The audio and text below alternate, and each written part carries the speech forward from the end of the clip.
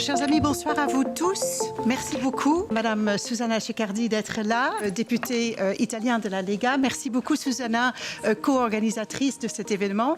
Merci beaucoup également, Nicolas Fest, d'être là avec nous, chef de la délégation allemande. Je tiens également à excuser Tom Vandertrice de Vlaams Belang. Écoutez, je suis ravie de vous voir aussi nombreux aujourd'hui dans cette salle pour notre conférence pour évoquer le nouveau danger qui menace l'Europe, le wokisme. Et nous sommes honorés de la présence avec nous ce soir de Monsieur David Lépée, intellectuel suisse, essayiste. Je suis rédacteur en chef de la revue Crisis, qui est une revue de sciences humaines. J'ai une formation en philosophie et c'est des thèses que j'étudie depuis maintenant une quinzaine d'années, que ce soit le cadre du néo-féminisme, de l'antiracisme et de la déconstruction de manière générale. Le wokisme, cette idéologie, n'est pas une pensée politique française, mais est une synthèse, un assemblage américain de penseurs français, les penseurs qui annoncent la déconstruction, les Jacques Derrida, Bourdieu dans une certaine manière, Michel Foucault beaucoup.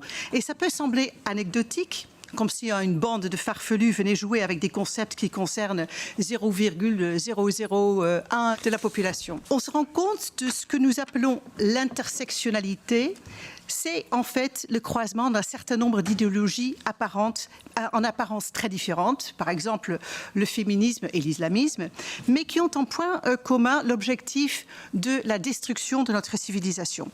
Et quand je parle de civilisation, je parle bien sûr de civilisation européenne. Notre civilisation qui est fondée sur la raison, sur la liberté, notamment la liberté d'expression et la confrontation des idées, et l'égalité. Et ceci est extrêmement déconcertant de constater que justement en Occident, là où la pensée occidentale est née, il est en train de naître aujourd'hui le contraire d'une pensée, la négation d'une pensée, un mouvement qui veut censurer les pensées différentes. Et du coup, le wokisme interdit, il censure. 54% des étudiants aimeraient éliminer des bibliothèques les ouvrages dont les contenus pourraient être blessants. Donc il y a aussi la chasse aux livres. Voilà. Tout cela fait vraiment peur. Il est interdit d'interdire est devenu maintenant, il faut interdire toutes les pensées différentes. Et le wokisme, pour reprendre une expression de Philippe Muret, c'est l'envie de pénal, c'est la pénalisation. Il n'est plus du tout interdit d'interdire. C'est pour ça que quand on pense que le wokisme est une résurrection de mai 68, je pense que c'est une erreur de jugement. Et s'il fallait faire un parallèle historique, non pas quant au contenu idéologique, mais quant à la forme, je préférerais le comparer à la révolution culturelle chinoise. Qu'est-ce que le wokisme? Est-ce que c'est une idéologie? Est-ce que c'est autre chose qu'une idéologie? Est-ce que c'est une tendance qui disparaîtra? Moi, je ne le crois pas. Moi, je crois que c'est plus qu'une idéologie. Je crois que c'est quasiment une religion. Et pourquoi c'est une religion? Parce que c'est un mouvement qui a des dogmes, parce qu'il y a des grands prêtres, parce qu'il y a des rites, on s'agenouille. C'est une religiosité laïque, mais qui a la même intolérance que les fanatismes qu'on a pu avoir par le passé. Il y a une forme de jésuitisme qui s'accompagne d'un puritanisme effarant et qui s'accompagne effectivement d'une intolérance, d'une violence, d'un refus du débat, de l'imposition de certains principes qu'on ne peut pas contester. J'ai posé il y a une quinzaine de jours un sujet à mes étudiants qui consistait à leur demander de commenter un texte qui critiquait le wokisme. Et le mal est profond parce qu'à ma grande surprise, la moitié à peu près de l'effectif a pris la défense du wokisme. Et les wokistes pensent, comme les marxistes, que nos libertés sont formelles. C'est un point commun que je trouve très troublant. Au fond, avec le wokisme, est-ce qu'il ne s'agit pas finalement d'avoir la mainmise sur la pensée, sur la réflexion, de dire voilà, nous on a toujours raison. La bataille, ce n'est plus une bataille de classe, une bataille entre les nations, ou de savoir qui a raison ou tort. Non, il s'agit de ce que Antonio Gramsci a appelé l'hégémonie culturelle.